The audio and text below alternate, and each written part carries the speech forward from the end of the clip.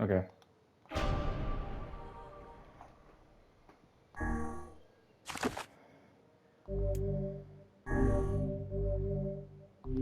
Okay. What now? What do we do? How are we going to do this? We're going to start over, or am I going to go back to the point where I won?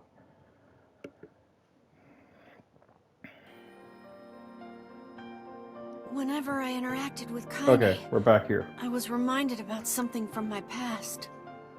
Maybe my mind has been confusing her with my sister this whole time. Anyway...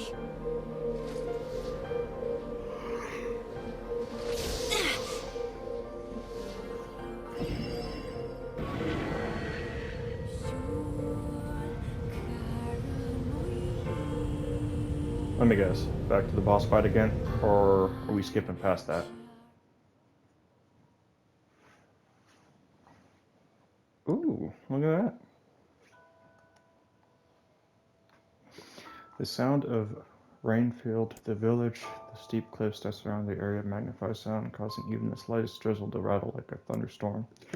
Thin wisps of smoke streamed from the huts as the village huddled in their homes and waited out the rain. A single child, however, had braved the downpour and was now wandering slowly towards the wooden hawk-shaped weather vane at the center of town. The wanderer reached the vane, which had existed as long as anyone could remember, and stared. The child's face was simultaneously delicate and fierce, like a teacup that had survived a shipwreck. Those traits combined with pale white skin to give the face an almost sexless quality. If the beak turns east, I go home. If it stays west, then I. The child blinked. Rain slowly dripped down the young one's short hair and began its long descent to the ground. Come on, come on. The child felt a slight breeze and watched as the vane slowly creaked to life, spinning this way and that for a moment. It finally settled with the beak pointing firmly towards the east. East? Really? Before the vane could move again, a jagged rock came spinning and tumbling through the air, striking home against the child's head. The force of the blow dropped the child to the ground as a hail of stones began to fall around. Oh no, they found me. A heartbreaking smile crept across the child's face as the stones continued their assault. Through the rain, the sound of multiple footsteps grew louder before a voice rang out. Yoo-hoo, Kaine. The voice belonged to Demo, worst of all the bullies and the Eerie. As Kaine struggled to stand, a final stone came skittering through the mud and bounced against her foot. Blood oozed from the cut above her eye and blurred her vision, but she could make out the shapes of Demo and his usual gang of idiots. The boy seemed taken aback for a moment by Kaine's seeming indifference to the blood dripping from her face, but quickly regained his bravado. What's up, freak? You like the rain? You like getting all wet? Or did you finally decide to run away from home? Though she knew it was futile, Kaine turned to leave. Before she could get more than a few steps, the other children scrambled to surround her, cruelty burning in their eyes. Kaine knew those were not the only eyes on her. The tormentor's parents watched from the safety of their homes. She was in tune to this sensation. It was one she had experienced many times before. While some villagers simply turned a blind eye to their actions, many encouraged it openly. In a society ruled by superstition and fear, Kaine was something to be hated and, if possible, destroyed. I didn't say you could leave, freak. Demo's words chewed at her like a worm through an apple. He can't hurt me, she lied to herself. Be strong, be brave. He can't hurt me, he can't hurt me, he can't hurt. Oh, look, the little freak's gonna cry. What's wrong? You said that everyone hates you and wants you dead? Kaine prayed for the rain to flood down and carry her away from a world that seemed to have no place for her. But if there were gods, they chose to ignore her. As Demo crept ever closer, the clouds began to thin and the rain slowed. Even the weather hates me. I'm useless, a failure. I wish Demo's rock had taken my head off. Kaine couldn't meet Demo's leering gaze. She lowered her eyes and stared at the muddy ground below. The bully moved forward until he was inches away. She could smell the scent of old meat on his breath. The boy grabbed Kaine's face with thick fingers and yanked it upward. She tried to turn away, but he forced her gaze and jammed his thumb against the eyelid to pry it open. Show me. No. Did you just say no? Demo grinned evilly. You don't say no to me. No one says no to me. Even taking his attention from Kana, he called to his cohorts. Come on, guys, let's give the freak what she deserves. As soon as Demo finished, kicks and blows began to rain down upon Kane. Demo paused, still grinning, as Kane curled into a ball and tried to make the pain stop. I don't get you, freak. What you acting like a girl for? Everyone knows what you really are. Kane ignored the question, choosing instead to stare at the weather vane. It continued to point east as if supremely confident about the future it had chosen for her. Go home? Yeah, that's a funny joke for someone with dead parents and no home to go to. Freak, chanted the children. Freak, freak, freak. Kane closed her eyes and listened to the rain, waiting for the pain to start again. As the clutching hands of the village children closed around her, she bent her mind to the sound of the rain, letting it become her world entire. The rain fell, but the pain never came. Only when the laughter of her tormentors turned to terrified cries did she open a single blood-caked eye. Kaine was shocked to see Demo sprawled on the ground, holding his head and screaming in pain. She could see blood welling from spaces between his fat, twisted fingers. Oh my god, he's crying. He's actually crying. Deprived of their leader, the other children glanced back and forth between themselves as if waiting for someone to step forward and take charge. When no savior emerged, they began an uneasy shuffle away from Kane.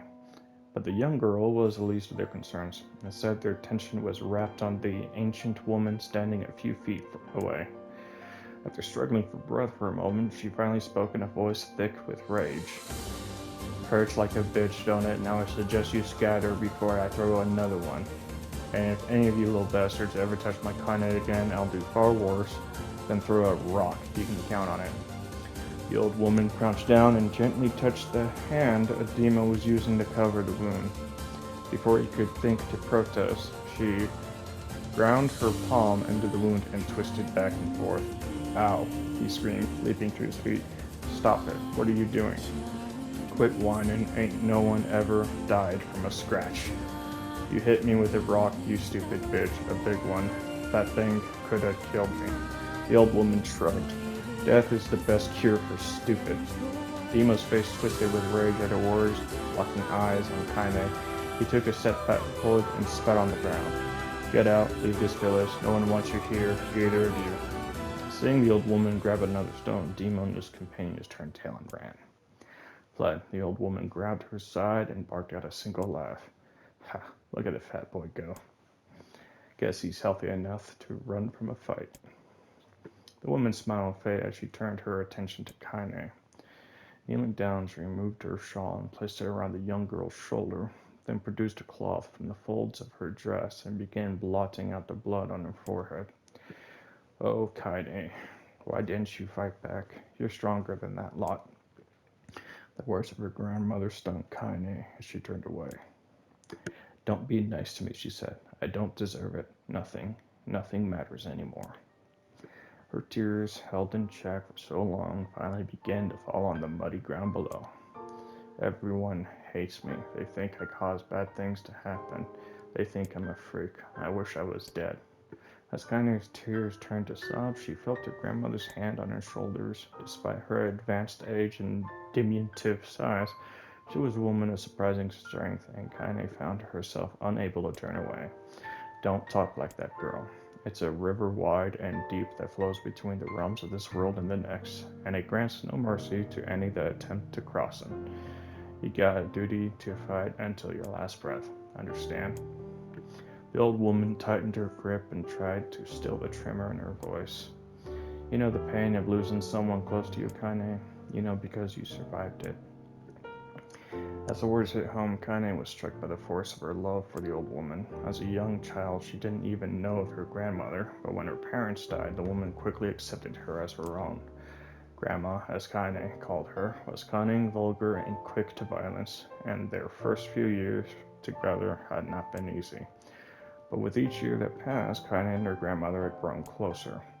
However, it was only now, sitting in the mud, tears and blood caking her face, that Kaine truly understood the depths of her affection. Here was a woman who had seen harder times, who had seen death, who had fought through all these things and somehow emerged on the other side.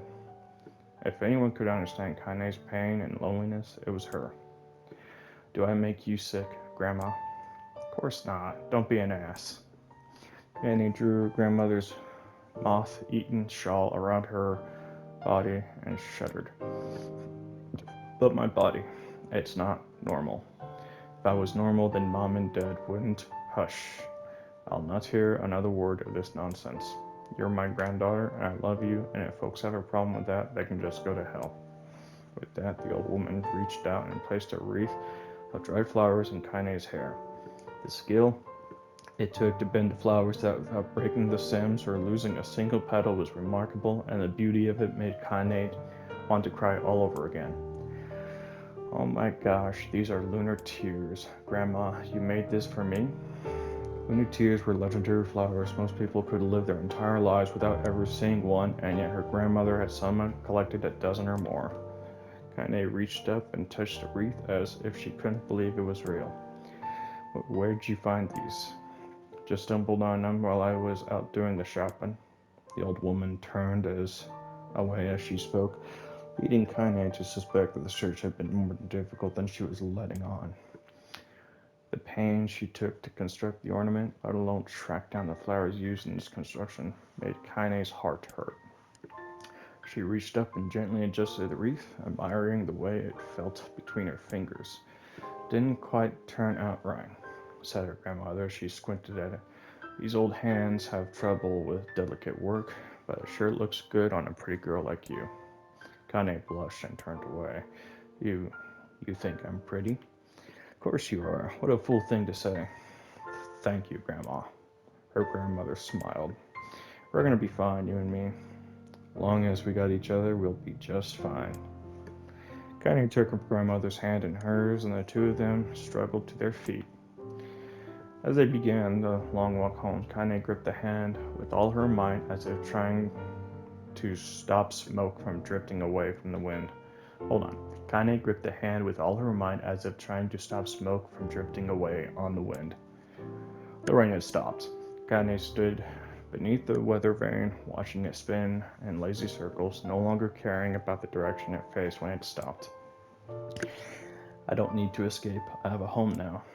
Grandma loves me, that's enough. Even if it's us against the world. Kaine let her gaze drift up.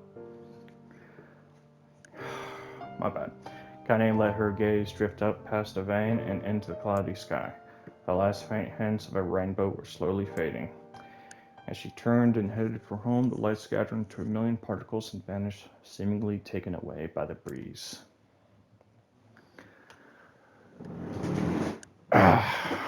Please, enough. Fuck. In the distance, Kaine heard the steady sounds of an axe striking wood. The noise had a praiseful quality to it, as if she was hearing a master woodsman go about his work. The firewood being produced, however, was as far from a work of art as could be. Pieces of every shape and size were being flung about a barren yard with wild abandon. Anyone trying to stack such wood would probably die of frustration before the job was through. Stupid piece of shit axe. Kaine's grandmother flailed away with the axe, filling the air with both splinters and wood, and words that would make the most hardened sailor blush. Grandma called Kaine. That you, Kaine? Yelled the old woman, taking her eyes off the wood for a moment. Don't get too close, or I might take your goddamn foot off by mistake. She brought the axe down on a piece of wood, sending chips flying in every direction. One spun past Kaine close enough for her to hear the whistle, at which point she decided to step back. Once she'd scuttled to a safe distance, she cupped her hands around her mouth and shouted, Grandma, do you need help? I can get you water or lunch or a new axe or something.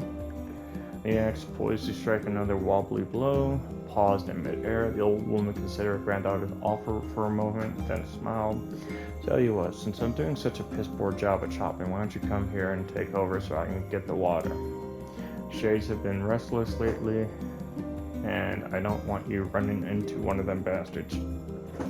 Relinquishing the axe, her grandmother picked up a long pole with a wooden bucket on either end. Gathering water was by far the more difficult of the two jobs, but Kane knew better than to complain. Once Grandma's mind was set, there was no changing it. Kane did her best to help with chores, but Grandma took every task that required travel to the village. Though she had a long list of plausible excuses, Kane knew the real reason she didn't want her granddaughter to be taunted and harassed by the villagers. Once Kane moved in, Grandma decided to take up residence a good distance from the Eyrie. Out of sight, out of mind seemed to be the best policy when it came to the villagers and her granddaughter, and rare were the days when any but the two of them could be found on the rocky acre of land they called home. Kane enjoyed the solitude, but harbored a secret resentment that her grandmother was forced to spend her golden years in such a place. After watching her grandmother leave, Kane turned her attention to the last task at hand. She had never chopped wood before in her life, and soon discovered the old woman hated the chore. Swing after swing, the axe produced only a tiny crack in the wood, and when she finally managed to connect with a solid stroke, the tool embedded itself in the log and refused to budge. Frustrated, Kane swung the axe around her head and threw it, log and all, across the yard. Damn it, crap. She suddenly understood the joy of her grandmother felt in a good curse. Happier now, she picked up the axe, forced it from the wood, and resumed chopping. She had a natural skill with a blade, but the task was challenging, and blisters soon began to form on her small pink hands. This is tough, and my logs are all weird sizes. Spitting on her palms and ignoring the pain, Kane redoubled her efforts. Just as she was developing a rhythm, Grandma returned from the village, setting her down with buckets with a small sigh. She took one look at the logs and called out a wheezy laugh. "Pretty clumsy, girl. You better practice if you..." Her grandmother suddenly collapsed to her knees, causing one of the buckets to wobble precariously. Eyes wide, Kane dropped the axe and ran to her grandmother's side. "Grandma." The old woman shook her head and pointed at trembling fingers at the bucket. Get the bucket. Can't let it spill." Kane stayed the bucket with a foot as she knelt by her grandmother. A small bit of water sloshed over the side and made a new home in the hem of her dress, but Kane didn't notice. Grandma, what's happening?" Crazed with panic, she grabbed her grandmother by the shoulders and shook. After a moment, the woman lifted her arms and batted Kane away. "I'll be right back." "We back." Stop that, just stop," she cried, breathing heavily. "It ain't like I'm dying. Just tired from the trip is all." Kane desperately wanted to believe her, but she took one look at the old woman's shaking hands and worn face, told her that more than words ever could. Her grandmother had lived a long, hard life, and it seemed the bill was finally coming due. The time when her grandmother watched over Kane was ending. Sooner than either of them had feared, the possession would be reversed. Next morning, Kane came to the side of her grandmother's bed and took her wrinkled hand. "Grandma, you're sick and you need medicine. I'm going to the village." The old woman shook her head and tried to rise, but Kane gently pushed her down. "It's all right," she said. "I'll be fine." The grandmother fixed her with a gaze that could melt steel. After what seemed an eternity, she finally lowered her eyes and sighed. "Well, I don't like it, goddammit. But I guess I should quit being so stubborn and let you grow up." The old woman watched as Kane strapped on her boots and made her way down to the road to the village. Hours later, as an unseen sun made its way across the dark and rainy sky, she was still watching. Kane moved at a brisk pace, checking her pockets every few minutes to make sure the money her grandmother had given her was still there. Every noise caused her to spin on her heels, making sure she wasn't being stalked by a shade or worse, Demo and his gang. But she encountered neither tormentors nor shades, and Kane finally found herself at the entrance to the village. The few adults she could see glanced sideways at her, then muttered to each other behind raised hands before slinking away into the shadows. Her heart racing, Kane took a series of rapid, shallow breaths and tried to calm herself. "I have to prove myself. I have to help Grandma. I have to be strong." She chanted those words to herself over and over. She slowly made her way. Finally, her eyes settled up on a rotund older woman who was angrily waving her arms in the air and telling anyone who would listen exactly what she thought of Kaine's presence. "Hey, lady," said Kaine with bravado she did not feel. "Where's the apothecary?" The woman's flabby cheeks shook in bewildered anger. "How dare this thing speak to me?" They seemed to say, but Kaine saw that her eyes held a different emotion. Fear. "Yeah, we're both scared, lady. Trust me on this one." "Which way?" Kaine repeated. The woman pointed at a small building to her right before hitching up her dress and stumbling off in the other direction. Kaine cringed, expecting a stone to come flying from the assembled crowd, but none came. Her mind was filled with a strange sense of pride as she made her way to the apothecary, but the new emotion had little time to take root, for as soon as she opened the door, she noticed a familiar customer at the counter. It was Demo. He had clearly been sent here on some kind of family errand because his gang of followers was nowhere to be found. "Oh my god," he sputtered. What are you doing here, freak?" The insult was delivered without force, and Kane happily ignored it. Stretching on tiptoes to see over the counter, she asked the shopkeeper for medication. "Ha," barked Demo. "That old bitch finally keel over? Go to hell, Demo." The boy's eyes grew so wide they seemed ready to fall out of his head. Before he could let fly a comeback or worse, a punch, the apothecary told them to knock it off before he kicked them out of the store. Demo slunk out of the shop, cursing Kane under his breath. Once he was gone, she allowed herself to breathe once more, taking a brief tour of the shop while the owner prepared her medication. Countless tiny bottles filled the cramped store, each with a label written in some indecipherable language. An ocean of aromas assaulted her nose, creating a scent that was exotic, but not altogether unpleasant. Seeing such a variety of supplies gave Kane a sense of peace. Surely, in a world so vast, there would be a place she could call home. On the far wall, behind the counter, rested a portrait of a stunning young girl. The picture had once contained bright, vibrant colors, but the time had worked its cruel magic, and they were beginning to fade. The beauty of the work, however, remained undiminished. "You like that picture?" Kane turned to find the apothecary with a small vial of medicine in his hand. His eyes were gentle but sad, and they seemed to stare through her and into nothing as he spoke. "That's my daughter. I sketched it when she was just a little girl. She's been dead a long time now." Kane didn't know how to respond, so she just stared at the portrait and tried to come up with the right words. "Pictures are wonderful things," continued the shopkeeper. "They like the ones closest to you live on forever." He shook his head slightly, then looked down at Kane and smiled. Handing her the medication, he reached into his sizable green apron and produced a handful of old wax crayons. "You should have these. There is no one left that I wish to draw." Kane took an instinctive step back, causing the shopkeeper's face to darken. "Yes, I've heard the rumors about you. It's a small village, and word travels quickly. Between you and me, I'm not sure which of them to believe, but I also don't think they matter much. I know your grandmother, Kali, and I think the way she was driven out of this town was just deplorable." "Grandmother's name is Kali," thought Kane suddenly. She was still mulling this new fact over in her mind as she reached out and gently took the crayons from the apothecary's hand. "Your grandmother is an old friend of mine," he said as Kane scooted away yet again, "and I owe her much. I wager she would like it if you drew a picture of her." "Yes, I think she would like that very much." Kane murmured a quiet agreement, but inside her heart was bursting. Never before had a villager treated her with anything but complete contempt. It was a tiny, almost imperceptible step, but it was a step nonetheless, and with enough tiny steps she might one day discover the rest of the world. When Kane returned home, she found her grandmother asleep in her bed. Her feet were blackened, raw, even bleeding a bit in places, leading Kane to think that she had been pacing around the room until exhaustion had finally caught up with her.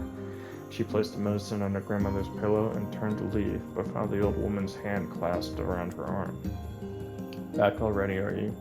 asked her grandmother with a yawn. "Come here, let me have a look at you."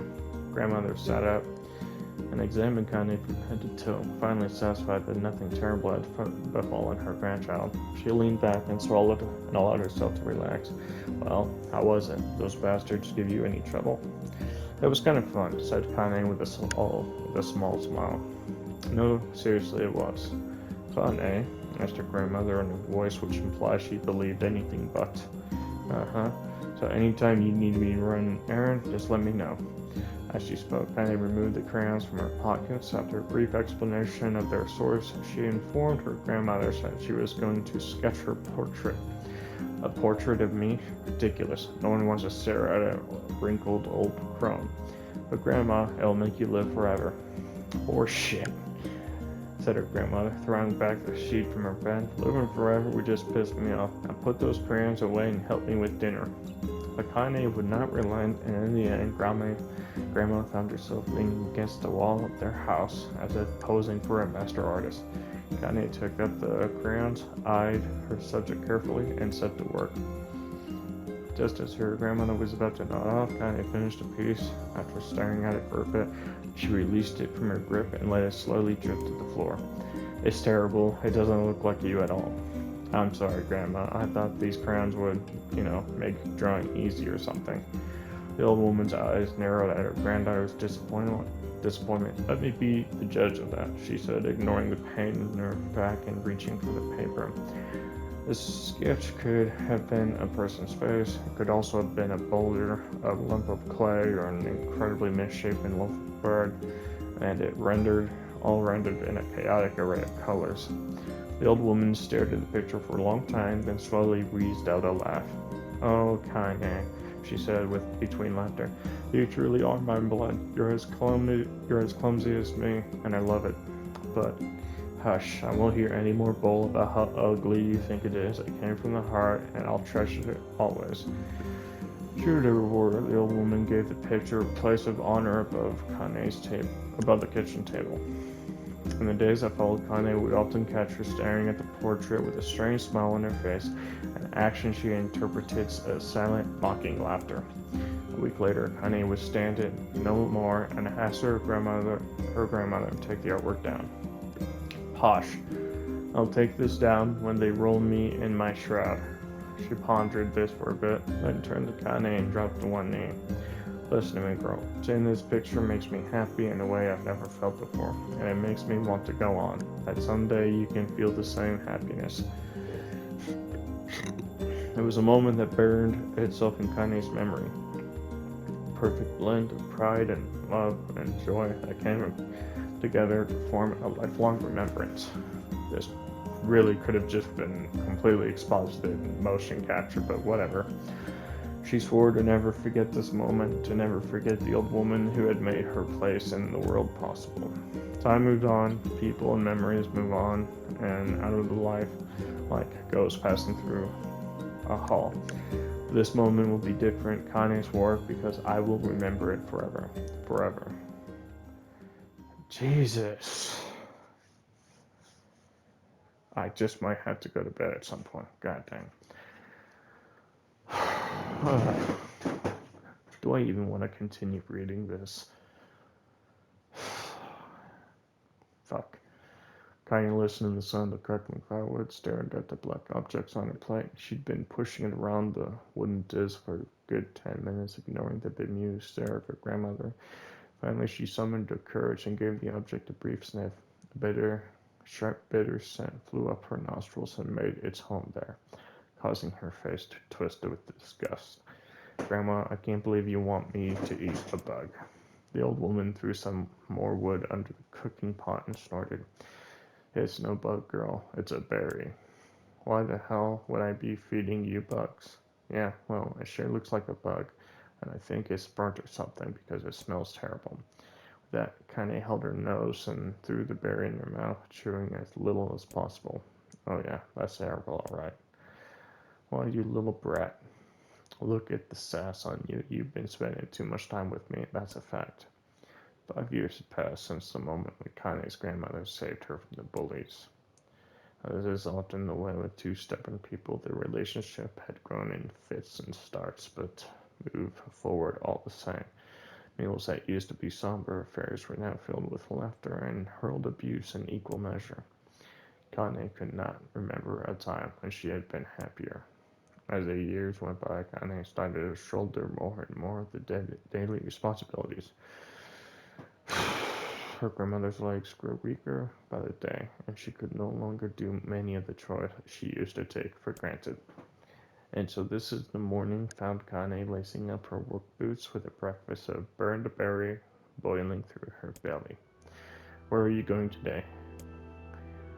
Kane looked up, surprised. The old woman rarely asked for specifics anymore.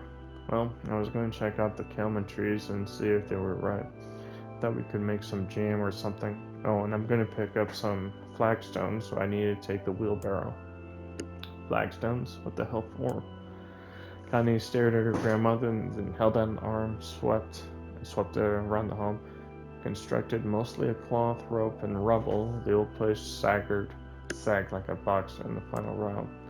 Grandma, a dying cat could chew through this house. I'm going to build a stone wall so we have some protection.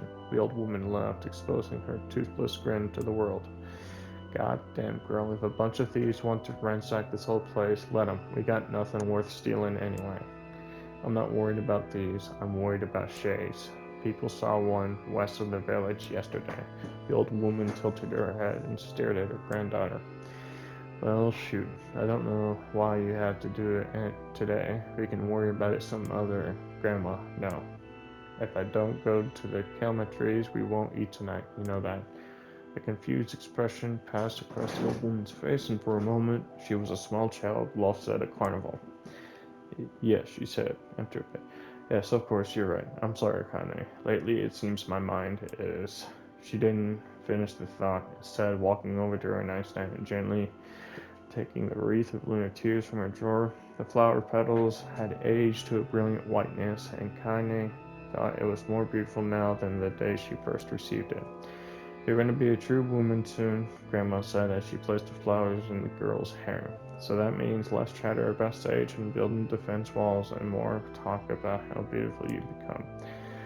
Annoyed, Kane reached up to remove the garland, but the look on her grandmother's face stopped her hand. You're a beautiful thing, said the old woman, and there ain't another like you in the world. I'm very proud of you. Okay, Grandma, that's enough goddamn compliments for one day. Such a mouth on you. Where did that come from? Gee, I wonder. I'll teach you to ask me, girl. Suddenly, she lurched forward and grabbed Kane by the ears, pulling her around the room with a crazed grin on her face. Grandma, yelled Kane. Stop. Stop it. What the hell? The old woman stared at her and blinked and slowly held her wrinkled hands out as if it was the first time she had ever seen them. Oh, I don't know what happened here. I'm sorry, girl. Sometimes my mind just. Kane thought the look of her grandmother's face was the most heartbreaking thing she'd ever seen. Listen, she began. Maybe I should stay home after all. No, I won't have you stay here to keep an eye on an old codger like me. You go get the fruit and your wall and whatnot. I'll be fine. When you come back, I'll have a nice grasshopper dinner waiting for you. Connie rolled her eyes, then kissed her grandmother on the forehead and made ready to depart, trying desperately to ignore the worry that was gnawing at the walls of her heart. Connie could feel the old woman's eyes watching her as she moved down the path. Don't turn around, don't turn around, she told herself, but in the end, temptation was too great. On her heel for one final look, it saw a small, bent woman standing in front of the ramshackle hut with a sad expression on her face. Gods, she looked so old now.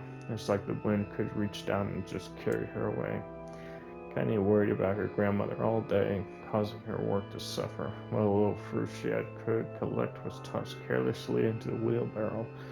I only found a couple of stones before losing interest in the project. Finally, as the desk approached, tidily locked, there was no desk. She decided to call it a day. Cursing herself for the lack of focus, Kanye pushed the nearly empty wheelbarrow back down the path. As she crested the final hill, she suddenly froze in place. The wheelbarrow fell from her fingers and collapsed on its side, sending a few pieces of wrinkled brown fruit rolling down the hill. Her gaze was transfixed by a thick black cloud that hovered just ahead, tracing its path with the finger. Kanye suddenly felt stomach knot in itself. No, oh gods, no. Her grandmother's house was ablaze, the flames licking up as if trying to touch the sky itself. Grandma, Grandma. Kaine ran then, faster than she had ran in her life. Once she tripped on the stone and went sprawling into the rocky ground, but she leapt to her feet and continued running, unmindful of the blood that spilled from her wounded hands and knees. She got closer and closer. Kaine's mind began to race in time with her footfalls. It's too dark. It's too dark. Not just fire. Can't be fire. Too much smoke. Gotta save her. Gotta save her. She burst into the front yard and came out to a sudden halt. Her worst suspicions confirmed. The smoke from the fire was just mingling with the thick, inky blackness of an enormous shade. The massive creature supported itself on 3 twisted feet and achieved balance through means of a large armored tail. Tail, scales, snail. My brain went there. Scales, horns, and claws spread from its body in a random, chaotic pattern, giving it the appearance of a lizard designed by some insane god. Seeing Kaine, it let out a roar and flicked its tail, sending a small whirlwind spinning around the yard. For a moment, the creature retreated into a shimmering, inky blackness, as if her mind was unable to comprehend that such a thing could actually exist. But then the smell hit her, a blend of rotted meat and excrement, and the horror became real once more. The creature bellowed again, and this time, Kaine responded with a scream of her own. "All right, you bastard," she thought as her scream echoed off the high cliffs around them. "It's you or me. Let's go." The shade eyed Kaine with bemused interest, then it began looking from her to the house and then back again, as if urging to look at the destruction it had so gleefully wrought. With dread building in her heart, Kaine glanced toward the house. Through the smoke and flame, she spotted a small figure struggling to escape the ruins. Grandma. At the sound of her voice, the old woman began waving frantically. "She's alive," thought Kaine. Alive. Kaine's legs sprang to life as she raced across the yard towards the flaming wreckage of the house. Before she could advance more than a few steps, the shade opened its mouth and let out a roar powerful enough to uproot trees and send them flying. The blast sent Kaine tumbling through the air before smashing her against the rocky earth. Stardust danced in front of her as her eyes as she tried to remember how her legs worked. Get up, get up, get up, get up, get up, get up, get up now. As Kaine struggled to her feet, the shade stomped toward the house and pinned her grandmother to the ground with the tip of a claw. The old woman struggled to move the claw from her stomach, but she might as well have been pushing a mountain. She coughed briefly, sending a small spray of blood into the air, then collapsed to the ground, her energy spent. Kaine lifted her feet, only to fall back to the earth with a gasp. My bad. I'm tired, guys. Her ankles were on fire. One or both of them were sorely broken. Ignoring the pain that streamed through her body, she began dragging herself across the ground, leaving a drunken trail of dust and blood in her way. Grandma, hold on. Just a little longer. Her grandmother's face was turning blue, her eyes rolling back until only the whites were exposed. Kaine pulled herself across the ground with a maddening slowness, the distance seeming to increase with every second that passed. The shade glanced between the two women and blinked at its eye, its giant mouth turning up into corners. Short, panting breaths built from somewhere deep inside its core. Bastard, laughing at us. She had no idea how such a mindless creature could experience emotion, but there could be no doubt the shade was taking joy from their suffering. Yeah, I see your plan. The shade moved its paws slightly, allowing Grandma to breathe again. It was clearly keeping her alive, only to snuff out her life when Kaine was close enough to touch her. I'm gonna kill this bastard. Summoning all her strength, Kaine rose to her feet. There was a sickening snap from her right ankle as the foot twisted backward, but she forced it from her mind and began to hobble towards the monster. Holding a small knife in a pouch in her waist, she leapt on the foot that pinned her grandmother and plunged the weapon to give her back to me. It was like stabbing a rock. After a few swipes, the knife broke at the hilt with a dull snap. The shade to laughter again, and then raised its tail and sent it rushing through the air toward the young girl that was lashed to its foot. Kanye never had a chance. Its tail struck her square in the chest and sent her crashing into the burning wreckage of her home. As she lay on the ground with blood pouring from multiple wounds, a small, weak voice spoke up. Kaine. Kaine's vision blurred, but she forced herself to focus on the sound. Finally, her eyes cleared enough for her to make her grandmother's hands reaching out to her through the smoke. Grandma. Kaine, you gotta run. You can't best this one? You can't best this one. Gotcha. Kaine grabbed the hands and held on with all of her strength. Grandma, come on, we have to go. The old woman coughed loudly. One of her hands, slick with blood, slipped from Kaine's grasp and thumped to the ground below. Grandma, no. I said run, goddammit. You have to live. You have to get through. The thought would stay forever unfinished before she could say another word. The shade's clawed foot descended, smashing through the remains of the roof and down upon the shattered figure of the old woman. Blood oozed from the gaps into the creature's toes as the terrible putrid smell assaulted Kaine's nose once again. She stared at the foot, dumbfounded, convinced that she was seeing could not possibly be real. When the creatures finally lifted its appendage, all that remained underneath was a twisted, unrecognizable mass of rubble and red. Her grandmother was gone. Kaine blinked, trying to feel the hands which had been in hers just a moment before. For a fleeting instant, she could remember the warmth of that embrace, the trembling of the fingers, but then the sensation drifted away on the breeze and was gone. Memories flashed through Kaine's mind, one after the other, faster and faster, until they became a meaningless jangle of noise. Kaine screamed then, a thunderous round that echoed off the cliffs and seemed to roll away forever. The shade eased forward, black ichor pouring from its mouth and dissolving in smoke on the ground below. The earth shook with every step as it crept towards its prey. Kaine's body slowly rose as if controlled by a mad puppet master. Her arms and legs were bent at impossible angles, her head lolled dangerously to the side, yet somehow she managed to stand. Staring at the shade, her eyes began to glow with a deep red fire. The creature, so confident just moments before, took a slow, hesitant step backward, trying to discern if this broken human could possibly pose a threat. Kaine seized the moment, laughing like a madwoman. She leapt into the air and plunged the shattered hilt of her knife into the leg of the shade. The shade shook Kaine off like a fly, sending her crashing to the earth once again. Her chest rose and fell slowly, as if a great weight were resting on it. I'm tired. I'm sorry. Moist sounds of pain echoed through her mind. Something warm and thick oozed from her ears.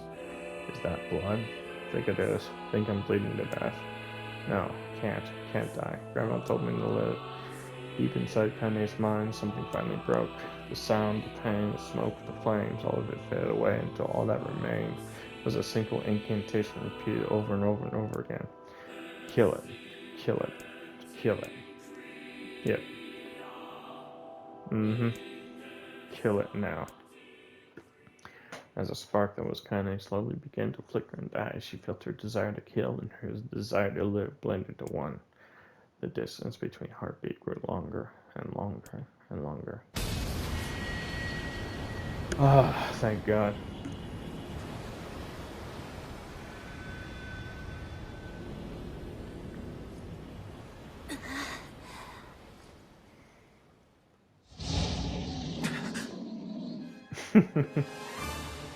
The beast approaches. Oh, I know.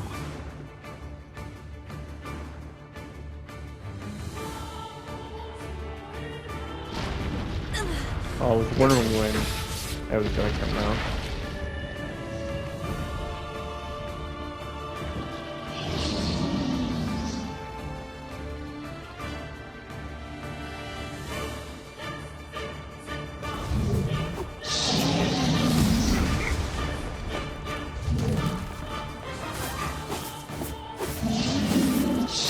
What anger this creature must have.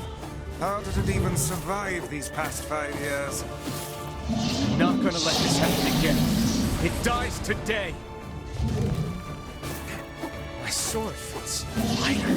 It's not the blade but the skill of the user. Strike it down.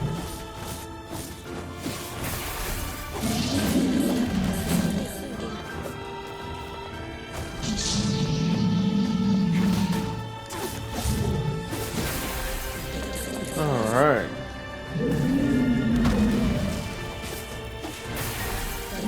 Oh, that didn't take long.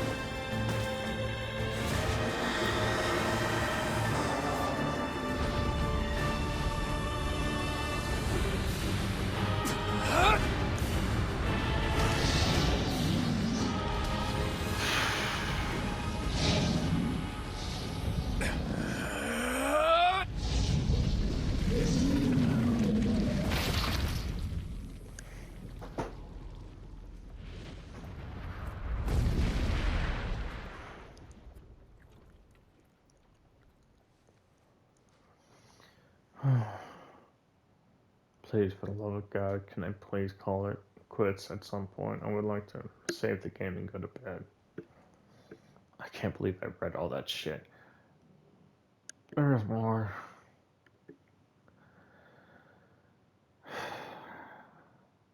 I can't believe it, man. Gently, weakly, softly, the shade shared that his tormentor was dead, turned and stomped off towards the horizon, stopping along the way to bellow one final roar. Couldn't kill it. Shame beyond imagination, Kane tried to turn her head to the side, but only succeeded in coughing up a huge gout of blood.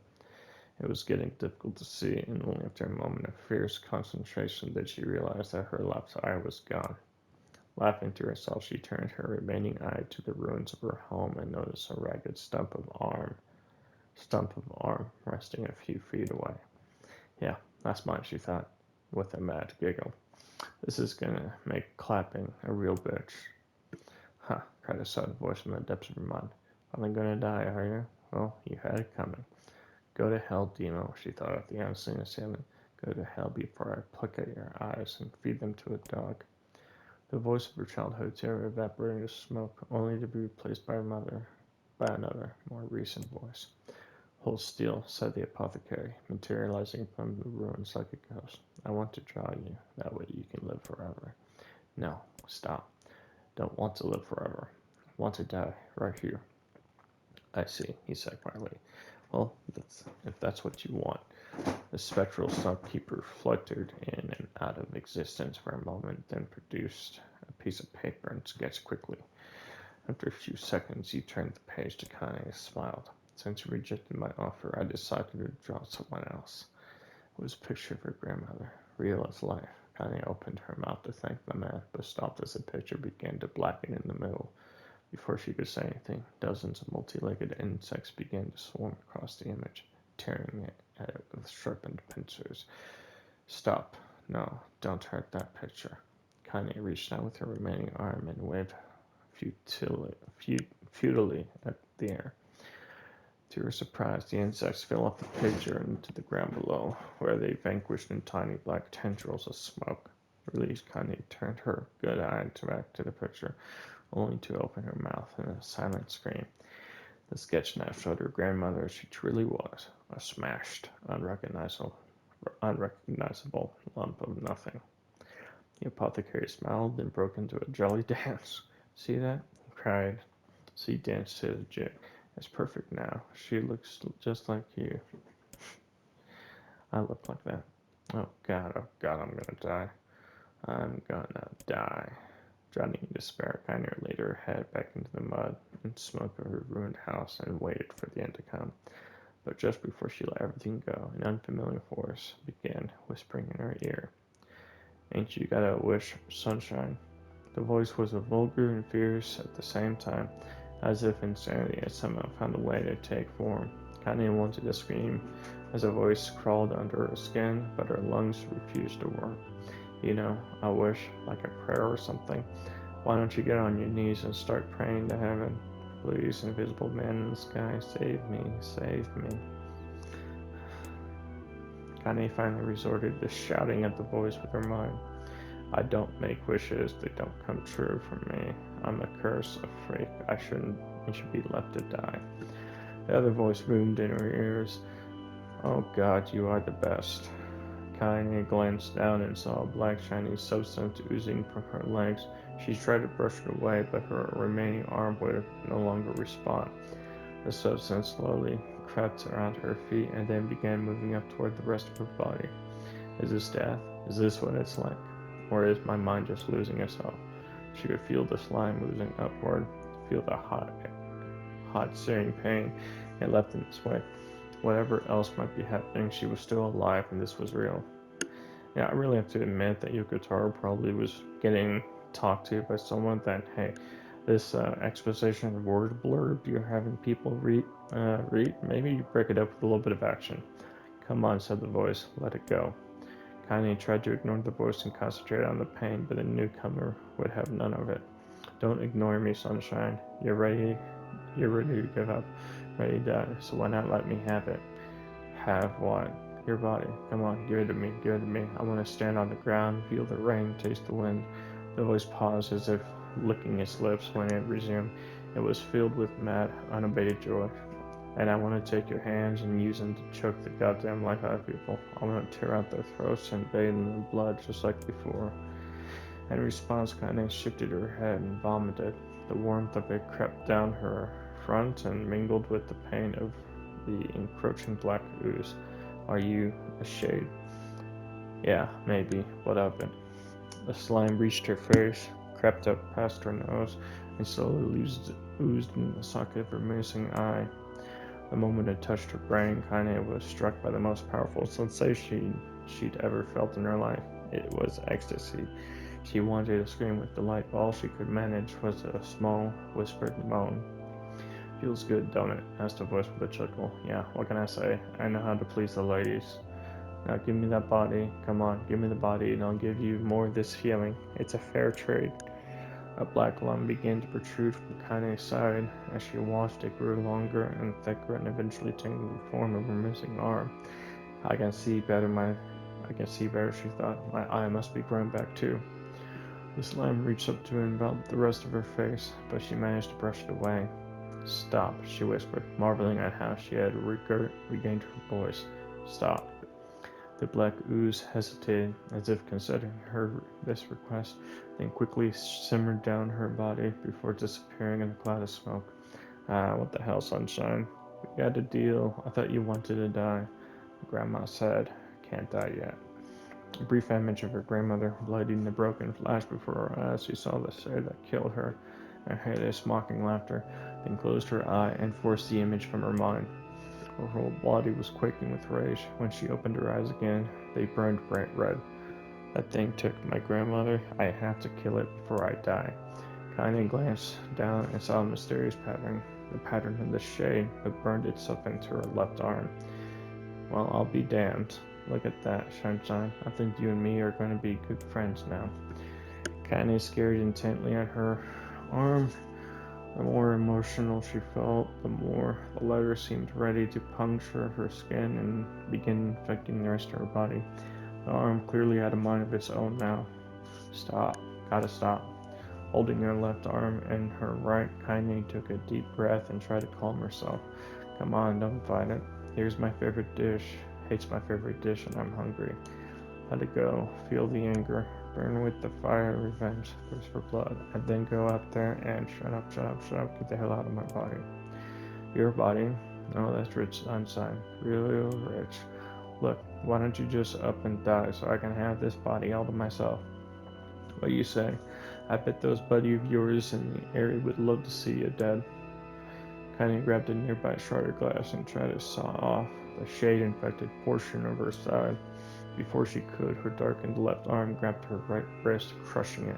Kanye screamed and dropped the shard, as the sound of bone crunching on bone filled the air. Stupid idiot girl, you're possessed now, sunshine, and there ain't no going back. The voice left again, a loud, long wail that seemed to go on without end. Possessed. Yeah, possessed. You and me, we got what you might call a timeshare arrangement. Remember how folks used to think you were a freak? Well, wait till they'll get a load of you now. Kanye looked up, tears in her eyes. The sky seemed smaller somehow, darker. Is this because of that shade? Is this how they see the world? So, listen. I know this whole possession thing seems a bit sudden, but it ain't all that bad. There's plenty in it for you two. I'm a very powerful creature, Sunshine, and now that power belongs to you. You got enemies, people you want to kill? I can make it happen. That little fat kid who kept picking on you, that big old shade that squashed your granny, we'll wrap them up in their own assholes. No more abuse for you, Sunshine. No more pain. Wait, you're a shade? Why would you help me kill another shade?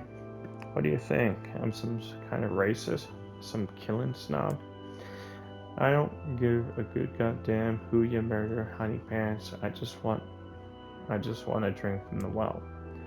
Connie considered this as she struggled to her feet, the power of the shade coursing through her. The smoke from her house was drifting away from the wind, and she enjoyed the way the cool evening breeze felt on her new left arm. After a long pause, the voice spoke up again. So, how about it? You and me? We could have some good times together. Look, I'll even take care of the bloody part if you don't want. Fuck off, asshole. I'll handle the killing.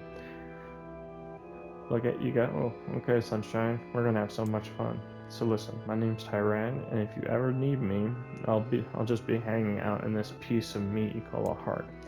Now get to it. The more you kill, the more your heart turns rotten and sour, and I like rotten and sour. Connie found herself nodding at the voice. Yeah, I think this can work. I'm gonna find that shade, and I'm gonna strangle it with its own guts. And when I'm done, I'm gonna do the same to you, Tyrant. Count on it. I've shit bigger than you, so good luck with that. Oh, and hey, one more thing. Right now, you and me are sharing this body, but if you ever run out of hate, if you ever, go soft, then I'm gonna take over everything.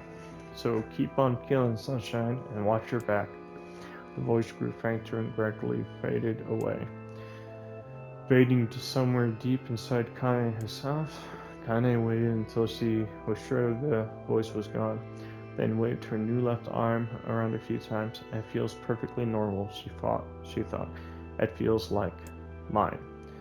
Desperately, she began poking and prodding at the new limb, determined to find something wrong with it. She didn't want it to feel normal. That would mean the creature inside her had already won. I am not a shade, I am Kane. Repeating this mantra in her mind, she slowly began digging through the rubble of her house, being careful to ignore a certain red-stained spot in the corner.